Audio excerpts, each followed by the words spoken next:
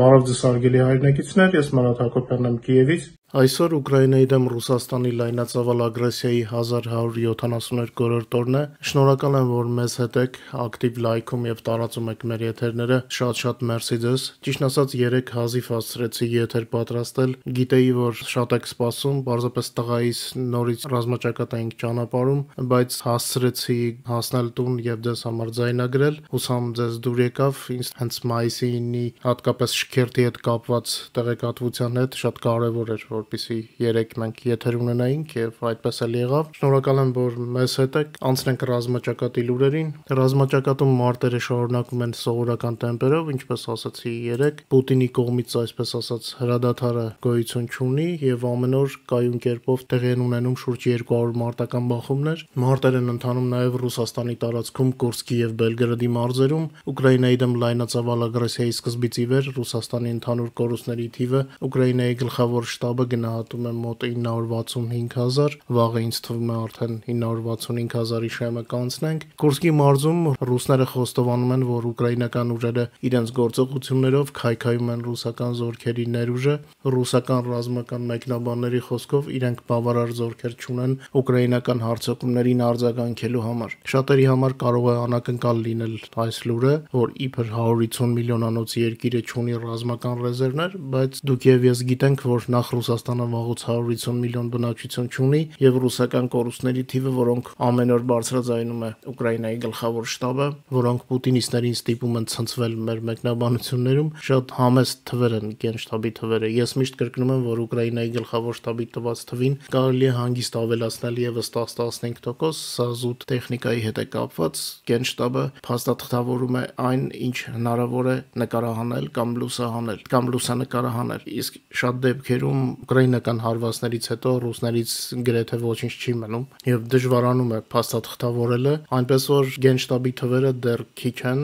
եթե պուտինիստները հիմա մեզ դիտում են, նորից տվայտվելու առիթ ունեն։ Ի վերջո, ըստ ռուսական Լևադա կենտրոնի տվյալների, Ռուսաստանի կորուստները անցյալ տարվա նոյեմբերին արդեն գերազանցել էին 1 միլիոնը, եթե հիշում եք, մենք 2 հաղորդում ենք նվիրել այդ թեմային։ Իդեպ 3 պուտինիստները ուրախանալով, որ Ուկրաինան չի հարձակվել Մոսկվայի շքերթի վրա, գրել են, որ իրենք անպարտելի են։ Ասեք, որ ծիծաղելի են նրանք, ովքեր պատրաստվում էին 3 օրում գրավել Կիևը, հիմա ուրախ են, որ փրկվել են Մոսկվայի ռմբակոծությունից։ Ասեք, որ հաճելի է լսել, որ ռուս ռազմական թղթակիցներին, ովքեր որ ասում են Ռուսաստանը չունի ռազմական ռեզերվներ իր սահմանները պատշաճ պաշտպանելու համար։ Երեկ երեկոյան մեր Telegram-յան ալիքում հրապարակեցինք կադրեր, որտեղ երևում էր, թե ինչպես Ուկրաինայի դրոշը ծածանվում է Կուրսկի մարզի Գորնալ գյուղի վրա։ Բնակավայրը գտնվում է ուկրաինական ուժերի լիակատար վերահսկողության տակ եւ դրոշը տեղադրված է կապի աշտարակի վրա։ Մեր Telegram-յան ալիքում կան նաեւ Բելգրադի մարզից գեղեցիկ տեսարաններ։ Հիմա ձեզ ցույց կտանք Կուրսկի մարզից իմ ասած պատկերը։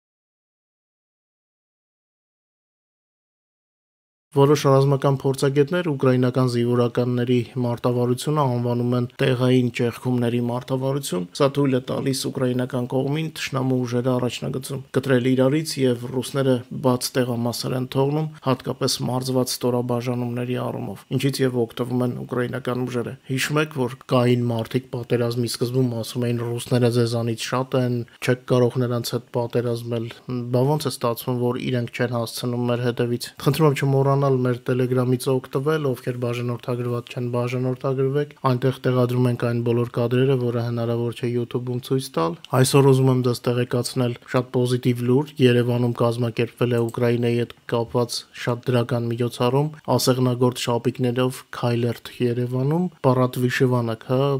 սա ամեն տարի Կիևում է լինում, Ուկրաինայի բոլոր քաղաքներում, եւ հիմա արդեն Եվրոպայի, Ամերիկայի շատ քաղաքներում մարդիկ դուրս են գալիս իրենց ասեղնագործ շապիկներով։ Սա ավանդույթ է, բարի ավանդույթ է, գեղեցիկ ավանդույթ է, եւ ես շատ ուրախ եմ, որ հիմա արդեն Երևանում են նման միջոցառում կազմակերպելու։ Մայիսի 15-ին կազմակերպիչները հրավիրում են հանդիսավոր երթին Ուկրաինայի դեսպանության հովանու ներքո, թող որ մեր սիրելի մայրաքաղաք Երևանի փողոցները խոսեն մեր պատմական զարդանախշերով Ուկրաինայի եւ Հայաստանի, կարդամ ձեզ ծրագիրը, հավաքատեղին Ազատության հրապարակն է օպերայի մոտ։ Նախատեսվում է, որ մարդիկ կսկսեն հավաքվել 10:30-ից, ժամը 11-ին քայլերթի սկիզբը պետք է լինի օպերայից դեպի Օղակաձև այգի, ժամը 12-ին երթի ավարտ Տարաս Շևչենկոյի արձանի մոտ եւ հանդիսավոր միջոցառում հետաքրքիր է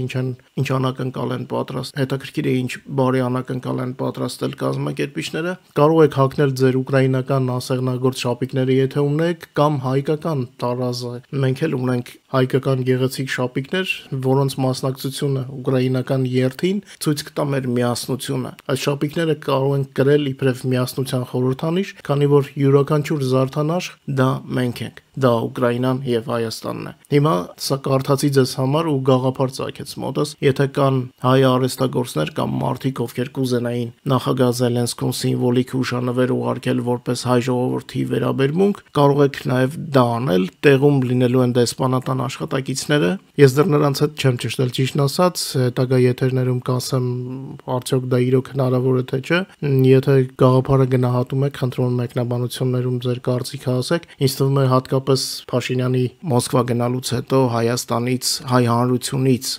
որևիցե մեսիջ շատ լավ կլիներ, որպեսզի լիներ Ուկրաինային ուղղված։ Մինչ քաղաքական լուրերին անցնելը, պատասխանեմ մեկնաբանություններում տրված ձեր հարցերին։ Մեր լսարանի դիտողները մտահոգված էին, թե ինչպես կազդի Փաշինյանի այցը Մոսկվա Եվրոմիության հետ հարաբերություններին եւ մասնավորապես Ուկրաինայի հետ հարաբերություններին։ Ասեմ, որ նման իրավիճակներում Եվրոմիությունը չի գնալու կտրուկ քայլերի։ Մենք արդեն տեսել ենք ինչ եղավ Ուկրաինայում Յանուկովիչի ժամանակ եւ ոչ միայն այդ օրինակով գիտենք Բրյուսելի քաղաքական ոճը։ Բրյուսելը կպահպանի պաշտոնական հարաբերությունները, ֆորմալ հարաբերությունները Հայաստանի հետ, բայց միևնույն ժամանակ ավելի ուշադիր կհետևի Հայաստանի քաղաքական դաշտին, որպեսզի իշխանության փոփոխության դեպքում հնարավոր լինի լուծել կուտակվող խնդիրները, իսկ խնդիրները իրոք կուտակվում են։ Անձամբ ինձ համար դեռ անցած տարվա ապրիլի 5-ից պարզ էր, որ Փաշինյանը եվրոպական ճանապարհը չի ընտրել, իսկ եթե ինձ համար դա ակնհայտ էր, նշանակում է իմ եվրոպացի գործընկերներն էլ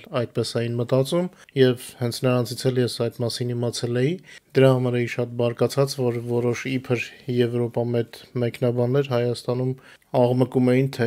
Փաշինյանը ինչ որ լավ արդյունքների է հասել անցած տարվա ապրիլի 5-ին, ոչ, Փաշինյանը ապրիլի 5-ին վերջնականապես համոզեց եվրոպացի մեր բարեկամներին, որ ինքը այլ ճանապարհ է ընտրել, սկսեց խաչմերուկից խոսալ, բոլորը գիտեք այդ մասին, չկրկնվեմ։ Եվրոմիությունը միշտ տարբերակում է իշխանությունների վարքագիծը ժողովրդի կամքից։ Հիմա կարևոր է, որ հայ ժողովուրդը ցույց տա իր կամք։ Կան մի շարք մեխանիզմներ դա անելու համար։ Վրաստանի եւ Ուկրաինայի ժողովուրդները գտել են իրենց տարբերակները, վստահ եմ Հայաստանի Հանրությունը կարող է գտնել իր տարբերակը, ինչպես իմացա արտաքին աշխարհին իր կարծիքի մասին, անկախ նրանից թե ինչ են խոսում իշխանությունները։ Ինչ վերաբերվում է Ուկրաինային, քանի դեռ Զելենսկին է նախագահը, որևէ բացասական վերաբերմունք Հայաստանի նկատմամբ չի կարող լինել։ Զելենսկին գրեթե բոլոր նախկին Ուկրաինայի նախագահներից այս հարցում շատ է տարբերվում եւ հենց այդ պատճառով էլ ես նրան աջակցում եմ։ Նա ճանաչում է հայ ժողովրդին, լավ է վերաբերվում, հասկանում է մեր խնդիրները եւ երբեք վատ քայլ չի անի Հայաստանի հանդեպ։ Համենայն դեպս ես վստահում եմ։ Ինչ վերաբերվում է Ադրբեջանի հետ հարաբերություններին, ապա դա երկկողմ գործընթաց է, այնտեղի է ունենում առանց երրորդ երկրների հաշվին, սա զուտ երկկողմանի հարաբերություններ են։ Դուք ինքներդ եք տեսնում, որքան համ Տորեն է Ալիևը վարում իր քաղաքականությունը, տեսակ ինչպես խուսափեց Մոսկվա այցելելուց, ցավոք մենք նման հմուտ գործիչներ Հայաստանի ղեկավարությունում չունենք։ Եվ ընդհանրապես, ինչ վերաբերվում է Ուկրաինայի քաղաքականությանը, ասեմ, որ մենք չենք փնտրում թշնամիները աշխարհում, մենք ընկերներ ենք փնտրում ամբողջ աշխարհում եւ դա լավագույն ուղին է ընկերներ գտնելու, ոչ թե թշնամիներ։ Տեսակ որքան բարդ էր սկզբում Թրամփի հետ ընթանում եւ հիմա էլ հեշտ չէ, բայց հենց ընկեր գտնելու ցանկությունը եւ ընդհանուր շահերի որոնումն է, որ բերում է արդյունքների։ Թրամփի հետ էլի հեշտ չի լինելու, բայց ոչ միայն մեզ, նրա ոճն է այդպիսին, պետք է մեր վերաբերմունքը դրսևորենք, բայց միևնույնն է բարեկամների փնտրտուքով։ Ընդհանրապես, ով բարեկամ է փնտրում, բարեկամ կգտնի, ով թշնամի է փնտրում, թշնամի կգտնի։ Պետք է բարեկամներ փնտրել։ Ցավոք Հայաստանի ղեկավարությունը չունի այն հմտությունը, որը պետք է մեր հայրենիքի պես երկիր ղեկավարելու համար, հատկապես այն աշխարհագրությամբ, որ մենք ունենք։ Սա իմ արդեն կարծրացած կարծիքն է, եւ նրանք, ովքեր դեռ աջակցում են Փաշինյանին, թող իրենք իրենց հարցնեն, թե ինչու Փաշինյանը չկարողացավ խուսափել մարդասպան Պուտինի եւ նաեւ ադրբեջանական զորքերի հետ մեկ շքերթին մասնակցելու։ Գաղտնիք չէ, որ Հայաստանում 5-րդ շարասյունը ռուսամետ է, եւ երբ նրանք գործողություններ են անում, բոլոր Փաշինյանամետ խոսող գլուխները նրանց պուտինիստներ են ասում եւ նման այլ պիտակներ։ Իսկ հիմա ինչ է կանելու։ Բա դուք ովքեր եք Փաշինյանին աջակցողներ։ Կարող է այս ամենը ընդամենը Պուտինի ֆավորիտ լինելու մրցակցությունն է, տղաներ եւ աղջիկներ։ Հարց եմ տալիս, պատասխանեք։ Վերադառնալով նրանց, ովքեր կոչ են անում չանդրադառնալ ներհայաստանյան կյանքին, ասեմ, որ ոչ ոք չի կարող ինձ ստիպել չխոսել իմ հայրենիքի մասին, չօգնել իմ հայրենիքին, չպաշտպանել իմ հայրենիքի շահերը։ Ում դուր չի գալիս, կան բազում ալիքներ, լսեք նրանց, ում որ համակրում եք։ Ես միշտ ասում եմ այն, ինչ մտածում եմ, եւ մեր լսարանի հետ միշտ անկեղծ, դու գիտեք, ինչ մտածում եմ, այն ասում եմ, ինչ ինֆորմացիա ունեմ, դրանով կիսվում եմ։ Ինչը չգիտեմ, ինչպես երեք ասացի, որ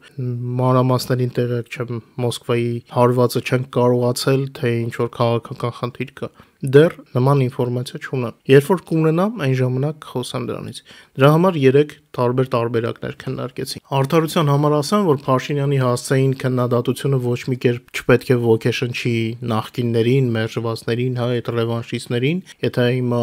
մեզ լսողների մեջ կան նման մարդիկ եւ կարող է ոգևորվեն, որ Փաշինյանին ինչ որ բան եմ ասում, կարող է իրենց կողմից լինեմ, իհարկե ոչ։ Մերժվածները պատմության գրկում են վատ պատմության։ Այնպես որ կարծում եմ ոչ միայն ես, այլև հայ հասարակությունը եւ աշխարհի կողմից մերժվածները այլևս ընդունելի չեն եւ քաղաքական հույսեր չպետք է կապեն։ Մերժվածները, եթե իրենք իրենց մեջ ուժ գտնեին, պարզապես բաց հանգիստ թողեին հայ ժողովրդին, մենք հիմա կունենայինք ալտերնատիվա, բայց մենք տեսնում ենք, որ չկա այդ ալտերնատիվան։ Փաշինյանն է եւ նախկինները։ Նոր ուժերը, ովքեր որ փորձում են առաջ գալ, նրանք դեռ նման ճանաչում չունեն, երկար ժամանակ է պետք, որպեսզի ժողովուրդը սկսի վստահել։ Դրա համար բարդ քաղաքական իրավիճակ է մինչև հաջորդ տարվա ընտրություններում, ես չգիտեմ ինչպես է լինելու Հայաստանում, բայց ամեն դեպքում մեր ժողովրդին համբերություն եմ մաղթում, որովհետեւ դժվար է լինելու։ Բայց քանի որ մենք հայ ենք, ինչպես մեր հրեա բարեկամներն են ասում, հայերը այնպիսի բարդ իրավիճակներից են դուրս եկել, որ հուսանք, որ նրանք վաղուց գիտեն հայ ազգին եւ նրանց կարծիքը այս անգամ եւս կարդարանա։ Չէի ուզենա այս թեմայով շատ երկարացնել, երևի անցնենք այլ թեմաների։ Ինձ թվում է դեռ առիթներ կլինեն անդրադառնալու, միգուցե հարցազրույցների մեջ։ Ամենայն դեպս ասելիքս ասացի,